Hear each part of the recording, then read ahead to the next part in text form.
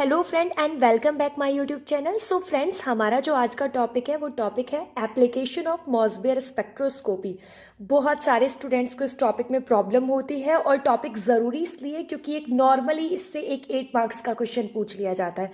तो नॉर्मल सी बात है कि कोई भी अपने 8 मार्क्स खोना नहीं चाहता। तो अगर आप भी इस क्वेश्चन की वैल्यू जानते हैं और क्वेश्चन को सीखना चाहते हैं, अटैम्प्ट करना चाहते हैं, तो बने रहिए मेरे साथ वीडियो में लास्ट तक। आई प्रॉमिस कि आपको टॉपिक बहुत अच्छे से क्लियर हो जाएगा। तो आपको मैं एप्लीकेशन बताने से पहले एक बार थोड़ा ये बता देती हूँ कि मॉसबियर स्पेक्ट्रोस्कोपी होती क्या है। तो इसमें क्या होगा कि कोई इमिटर सोर्स होगा, वो क्या करेगा, गामा रेज को इमिट करेगा। वहीं पर बाजू में क्या रखा होगा, एब्जॉर्बर। तो एब्जॉर्बर क्या करेगा, इन गामा रेज को एब्जॉर्ब करेगा और उसमें क्या होगा, ट्रांजिशन होगा। और यहीं पर क्या लगा हुआ होगा, एक डिटेक्टर लगा हुआ होगा। तो डिटेक्टर क्या करेगा, तुरंत कंपाउंड को आइडेंटिफाई कर लेगा। तो मीन आप समझ गए कि मॉसबियर स्पेक्ट्रोस्कोपी की मदद से हम बहुत सारे कंपाउंड्स को आइडेंटिफाई कर सकते हैं। सो मेनली जो इसमें कंपाउंड का आइडेंटिफिकेशन है वो आयरन और टिन है। तो चलिए इसके एप्लीकेशंस देख लेते हैं। सबसे पहला इसका एप्लीकेशन है bonding and study of iron 2 positive and iron 3 positive. जो आयरन 2 पॉजिटिव और 3 पॉजिटिव है, जनरली वो 2 फॉर्म में पाया जाता है। सबसे पहली फॉर्म है स्पिन फ्री आयरन कॉम्प्लेक्स। आप सभी जानते हैं कि उससे क्या है, 6 लिगेंड लगे हुए होंगे, तो वो एक स्फेरिकल सिचुएशन में पाया जाएगा। ठीक है, तो मीन क्या होगा, आयरन बीच में होगा और 6 लिगेंड उसे स्फेरिकल घेरे हुए होंगे। ओके, तो उसमें हमारे पास एक्सपेक्टेड सिचुएशन है कि आयरन या तो पॉजिटिव 3 ऑक्सीडेशन स्टेट में होगा, मीन D5 स्टेट में होगा, या फिर iron Fe2 positive D6 state में होगा। ये दोनों स्टेट मैं आपको नीचे एक्सप्लेन करने वाली हूँ। सबसे पहले चलिए हम देखते हैं आयरन 3 पॉजिटिव यानी D5 केस को समझते हैं। तो जनरली क्या होता है कि इसमें क्या है, हर ऑर्बिटल्स के पास एक इलेक्ट्रॉन होता है। तो सिचुएशन कैसी होती है, सिमेट्रिक होती है। तो यहाँ पर आप देखते हैं आयरन कितना होता है, 26 होता है। तो आप इसका इलेक्ट्रॉनिक कॉन्फ़िगरेशन देखेंगे तो जनरली क्या होता है, 3d6 4s2, क्योंकि ये आयरन 3 पॉजिटिव है। केमिस्ट्री में पॉजिटिव का मतलब 3 इलेक्ट्रॉन बाहर निकल गए, तो 2 तो s के इलेक्ट्रॉन बाहर गए और एक किसका गया, d का। तो यहाँ पर कितना बचा, 3d5। तो आप Fe3 पॉजिटिव में d में आपने 5 ऑर्बिटल बनाए और उनमें क्या है, एक एक इलेक्ट्रॉन भर दिया। तो यहाँ पर सिचुएशन कैसी है, सिमेट्रिक है। सिमेट्रिक सिचुएशन का मतलब है कि एक जैसी सिचुएशन है। तो आप सभी जानते हैं कि अगर सिचुएशन सिमेट्रिक होती है, मीन पूरे ऑर्बिटल्स की कन्फिग्रेशन एक जैसी होती है, तो वहाँ पर क्वाड्रुपोल इंटरेक्शन नहीं होता, क्योंकि क्वाड्रुपोल इंटरेक्शन की सबसे पहली डिमांड होती है सिचुएशन एसिमेट्रिक होनी चाहिए। लेकिन यहाँ पर हर ऑर्बिटल में क्या है, एक एक इलेक्ट्रॉन है। अगर यहाँ पर ऐसा होता कि 6 इलेक्ट्रॉन होते तो मीन इसमें 2 होते और इन सब में क्या होते, एक एक इलेक्ट्रॉन। तो सिचुएशन हमारी अलग हो गई, मीन एक ऑर्बिटल अलग है और 4 ऑर्बिटल अलग है, तो वो सिचुएशन है एसिमेट्रिक। आई होप आप सिमेट्रिक का मतलब समझ गए होंगे, मीन सारे ऑर्बिटल के पास एक जैसे इलेक्ट्रॉन है। तो अगर एसिमेट्रिक सिचुएशन होती है तो वहां पर कोई भी क्वाड्रुपोल इंटरेक्शन देखने को नहीं मिलता। तो आप इसका एग्जाम्पल देख सकते हैं, स्पिन फ्री आयरन 3 FeCl3 के केस में ऐसा होता है।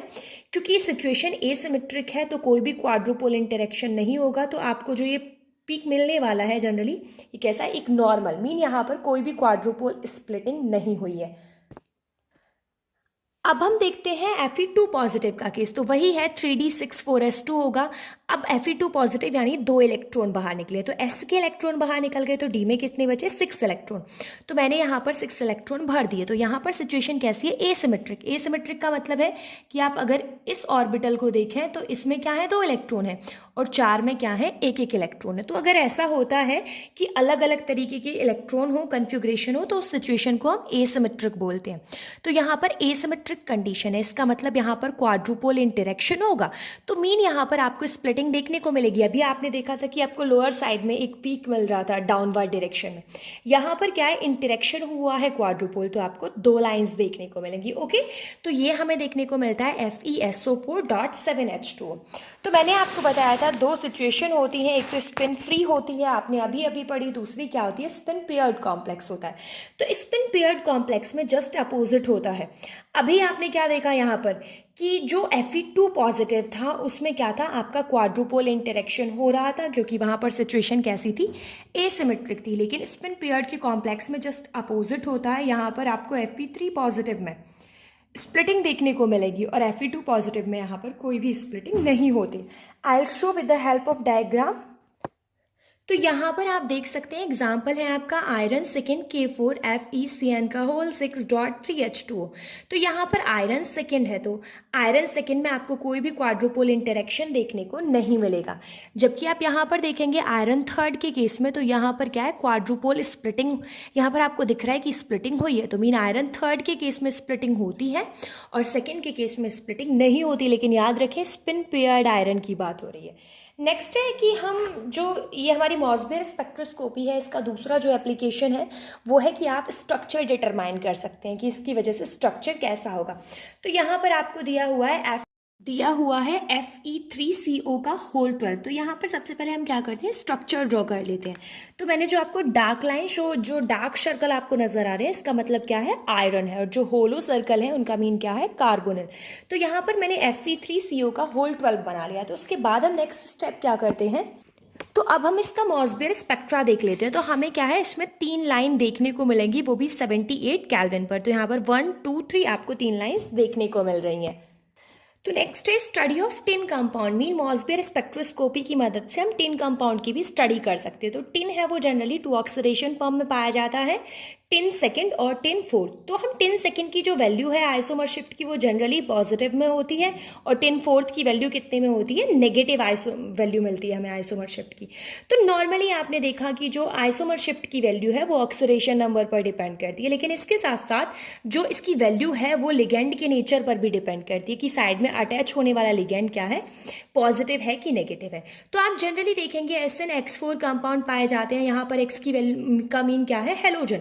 तो आप सभी जानते हैं कि आइसोमर शिफ्ट की वैल्यू क्या है, डायरेक्टली प्रोपोर्शनल होती है इलेक्ट्रोनेगेटिविटी के। मीन जैसे जैसे आपने इलेक्ट्रोनेगेटिविटी बढ़ाई ज़्यादा देखने को मिलेगी। सो मीन क्या है, जैसे जैसे आप x क्या है ज़्यादा नेगेटिव करते जाएंगे, तो आपको डेल्टा यानी आइसोमर शिफ्ट की वैल्यू क्या है, ज़्यादा देखने को मिलेगी। इसका मीन क्या है, EQ की वैल्यू भी क्या है, ज़्यादा हो जाएगी, और उसका मतलब क्या है, larger electric field gradient generate हो जाएगा। तो मीन क्या है, साफ सीधे वर्डों में आप कह सकते हैं कि आपको पीक भी क्या है, उतना ही शार्प मिलेगा। Okay, so thank you so much friends. अगर आपको वीडियो अच्छी लगी है तो वीडियो को लाइक करें और चैनल को सब्सक्राइब भी करें।